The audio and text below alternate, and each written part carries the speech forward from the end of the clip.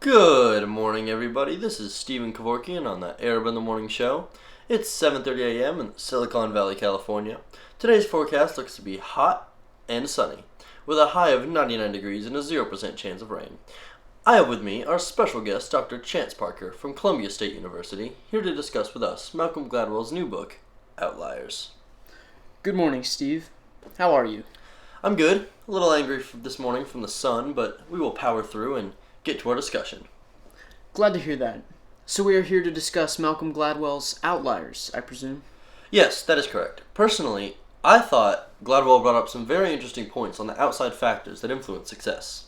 As did I, Steve. In fact, I just finished reading an old book by Albert Camus called The Stranger, which I felt related to this book in many ways. Oh, I've read that as well. And I see what you mean. Care to elaborate? Well, I saw that Meursault was an outlier himself, in the society he lived in, because he acted differently from everyone else. Yeah, and in Malcolm Gladwell's book, he defines an outlier by their circumstances, and I feel like some of those circumstances were present in The Stranger. Yeah, I feel like when Gladwell was talking about Chris Langan and the way he acted differently than other people, it showed that being different isn't in fact a bad thing. Rather, it is just how some people are. For sure.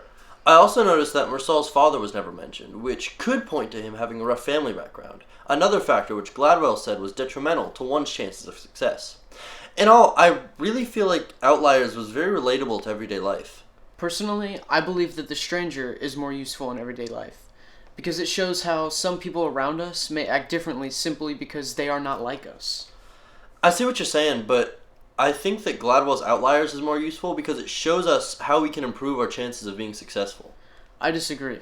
Outliers seemed very repetitive and easy to argue against, while The Stranger is very easily understood and applicable to everyday life. Chance, you have a PhD, right?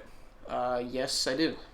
Well, seeing how successful you are, I would guess that you had a solid educational background as well as a healthy home life?